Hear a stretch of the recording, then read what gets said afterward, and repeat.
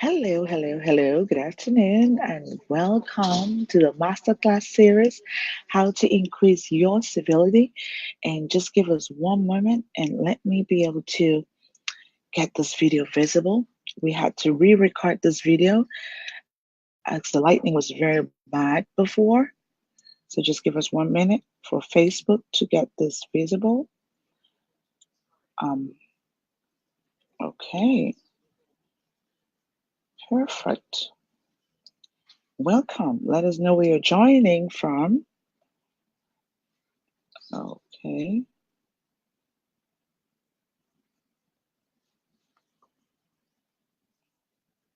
We're almost there. Perfect.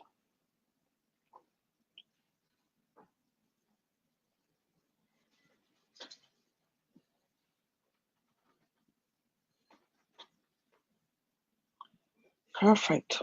Welcome. Thank you so much for being here. Thank you. Thank you. Thank you for joining us. And let us know where you're joining us from. It's the Civilized Presence, and we are running a masterclass series. We had this before, but we had to re-record this video as the lightning was very bad, and so we just got the lightning restored, and I thought it's important for us to re-record this just for you. Welcome and thank you so much. How to increase your civility? Civility steroids. Yes. My name is Louisa Akaiso, and I am your number one master civility trainer and leadership coach. And I work confidently with leaders and professionals that place great importance in themselves and their reputation. And that's going to be you because you made out time to be here. Yes, usually we're here every Mondays and Fridays at 8 a.m. Eastern Time. But today we have to be here at lunch hour session. This is our lunch hour session. And let me know if you can see the video and just share it and invite people to be part of what we're doing. And welcome, Frank. It's great to have you here. Thank you so much for being part of our masterclass series, How to Increase Your Civility. Some of you are just been getting here for the very first time, and that's fine. If you're still struggling with the definition of civility and what that is, civility is focused on positive people's treatment. Civility is the golden rule. Civility does the work of empathy. Civility is complex. It's not just going to show up. You have to be intentional about being civil. But the great thing is that civility is good. Why? The ripple effect of being civil and just doing great things in life can impact people's lives in multiple ways that you could never have ever imagined. And let me know where you're joining us from. Come on in. If you're in the watch party, let us know where you're joining us from and start up a watch party on your page for us. Now, you might be asking, why are we having this masterclass series? Now, when we increase our civility, we develop the inviolable habits of considering that no action of ours is without consequences for others and anticipating what those consequences will be. So we learn how to act in a more responsible and caring way. So choosing civility means choosing to do the right thing. So, guys, we've been doing this since last month. We've been having lunch hour sessions, and it has been great. It has been fun. And just let me know where you're joining us from. And welcome to the Civilized Presence. Thank you so much. Thank you for making out time to be here. And let me know if you can see the video because I'm using when I'm working on my own, I can hardly see what's going on. But just let me know if you can see the video and let me know that you're here and where you're joining us from. And welcome, Sims. It's great to have you here in the house. Thank you so much for making out time to be here. Now, this month is a month of May. It's the Global Civility Awareness Month. And so we started up the 31 Days Global Civility Awareness Challenge. And I don't know if you're a part of what we've been doing. And thank you so much, Frank. I've been missing on previous sessions. It's all joy to be present today. And thank you so much. Thank you. I appreciate all of the compliments. Thank you so much. Please share this on your page and invite more people to be part of what we're doing. So, the lesson for this month is the 4 E's philosophy by the Civility group. And that states that everyone in every situation, every time, gets exactly the same respect and consideration. I'm going to repeat this. Everyone in every situation, every time, gets exactly the same respect and consideration. So let this guide the way that you behave and treat other people in every situation, every time, not sometimes. So thank you so much, everyone, for being here. So the topic for this month, our lunch hour sessions, is what to do when people are rude.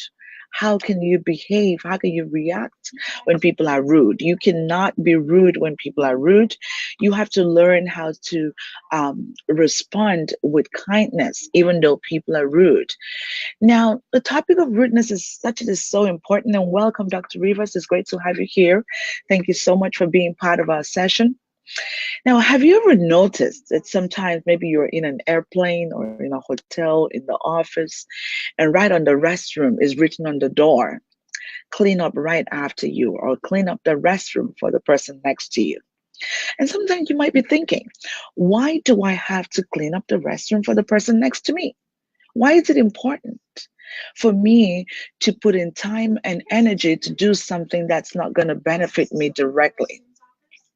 Well, the answer is because it's the right thing for you to do. So, being courteous to the next person has got its own reward. They might not be there, but it is expected of you to be courteous. So when we look at rudeness, and when I was preparing for this session, rudeness is really a display of disrespect by not complying to the social norms or etiquette of a group or a culture or a person or an organization, wherever that you find yourself. And social norms are accepted behavior.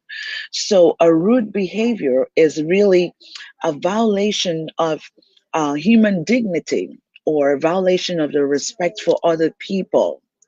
So when you are rude to people, you intimidate them. When you're rude to people, you threaten their being or their identity. When you're rude to people, you humiliate other people.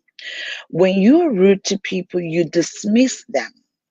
Now there are other forms of rudeness here, other forms of rudeness, like acting in an inconsiderate way, or being insensitive or deliberately offensive or offending somebody else. Being rude is being impolite. There are specific actions, okay, and behaviors, of course, that could be considered as impolite or rude in a certain place or time or context or culture. Because, when we talk about rudeness, what might be rude in one culture or context might not be rude in another context.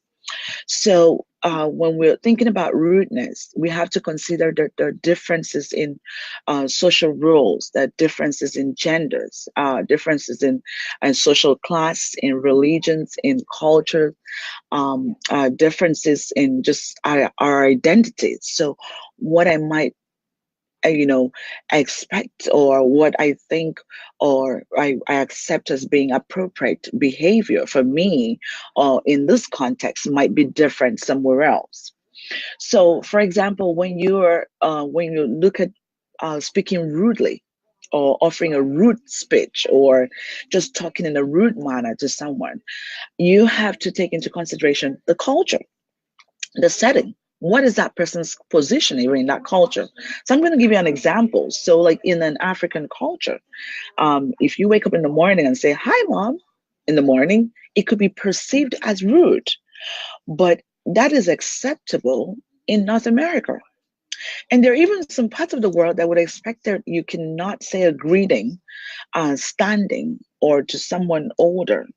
You might be expected to either kneel down or bow. And how many of you have experienced some kind of rudeness? I want you to comment and just talk back to me. Let me know. Have you experienced rudeness?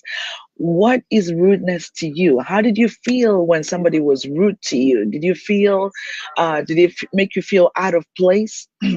Did you respond in a rude manner? you know so rudeness varies, and that's something that you're going to learn, because we found out that the major causes of incivility is rudeness. And so this is why we're going to spend time this month really talking about rudeness and teaching you how to behave and how you can avoid being rude, because sometimes some people are rude and don't even know that they're rude. Now, another form of being rude is dressing inappropriately, for the context or for a place or a culture, can be perceived as rudeness. So, for example, if you're invited for an event, take the pain to read the invitation or try to speak to the hosts. Ask them, what is the dress code? What is accepted? Where is the location? What's the culture of the people that are going to be there? What are the ages of the people that are going to be there? All of these things are very important, because you do not want to appear rude. What might work for you might not work for somebody else. So, rudeness has a strong effect on how we can communicate respect to people. So, for example, screaming on the phone or even screaming of any kind is a form of rudeness. Poor table manners, you know, or even disturbing people that are around you is a form of rudeness. Coughing with your mouth open, yawning, sneezing on people's faces is a form of rudeness. Or even bulging into someone's space without asking for permission, taking someone else's property. It's a form of rudeness. Now, some of us must have experienced, or everyone has experienced, one kind of rudeness before. So, rudeness is intimidating people, lying to people or bullying people. Rudeness brings on a lot of pain on people. Rudeness can mess up someone else's self esteem. Rudeness poisons people's relationships. It breaks trust. And rudeness can be focused or unfocused. So I want you to know that there are different forms of rudeness, and that's why we're breaking it down for you to understand how you could have either been a victim of rudeness, or you've actually been rude to somebody else without even knowing that you're rude to somebody else. So if you've been rude before, that's okay. And that's why we're going to learn what to do next time that you're working with other people.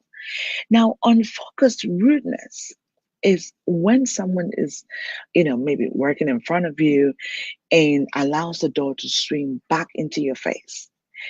Now, that form of rudeness was not targeted at you. It just happened because you were there at that point. Probably that person is mad with the world. It had nothing to do with you. And when that happens, the unfocused rudeness, you can choose to either ignore it, but if it does hurt you, it's good to speak up, but in a more subtle manner. You don't want to repeat with rudeness. So, focused rudeness, on the other hand, does a lot more serious damage than the unfocused rudeness. Because with the unfocused rudeness, it was not intended at you. Maybe you just appeared to be there. But the focused rudeness is when that person knows that this is for you and this is what they want to do. So you are going to learn, the different kinds of rudeness and how to react to this rudeness, how to respond to them, how to protect yourself from being affected, and really how to react the next time that someone is rude to you.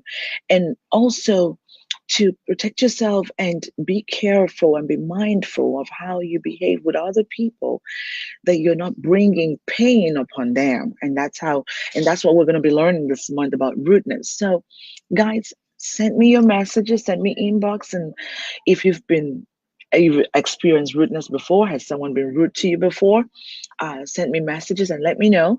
Um, what you've experienced in the past and what you would want to learn, and let us just know how this has affected you. And please share this video with other people and invite others to be part of what we're doing, because we'll be back here again tomorrow same time at lunch hour to continue on our masterclass series, what to do when others are rude. What to do, how to respond when others are rude.